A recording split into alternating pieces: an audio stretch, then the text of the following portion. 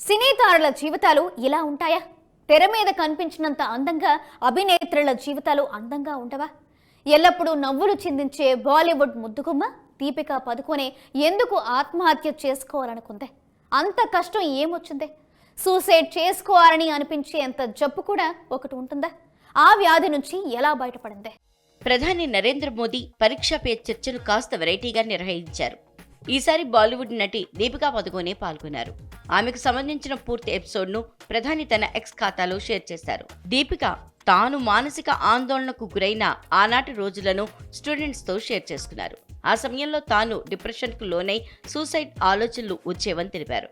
ఒత్తిడిని జయించడం ఎలా, మానసికంగా ఆరోగ్యాన్ని ఏ విధంగా కాపాడుకోవాలి అనే అంశంపై విద్యార్థులతో ముచ్చటించారు.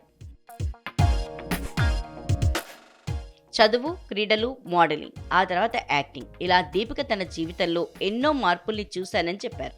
2014 తర్వాత కుంగుబాటుకు గురైనట్లు దీపిక తెలిపింది. తాను ముంబైలో ఒంటరిగా ఉండటం వల్ల చాలా కాలం పాటు కుంగుబాటు సమస్యను ఎదుర్కొన్నానని చెప్పింది దీపిక.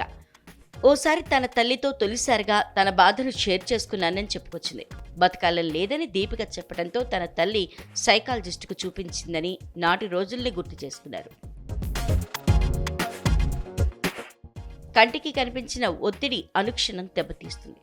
ఆందోళన, ఒత్తిడి, కుంగుబాటు అనేవి ప్రతి ఒక్కరూ ఏదో ఒక దశలో ఎదుర్కొనేవే. వాటి గురించి భయపడద్దు. ఇతరులతో షేర్ చేసుకుంటేనే భారం దిగిపోతుంది. సమస్యను అణుచుకుని బాధపడద్దు. ధైర్యంగా బయటికి చెప్పాలని దీపిక సూచించారు.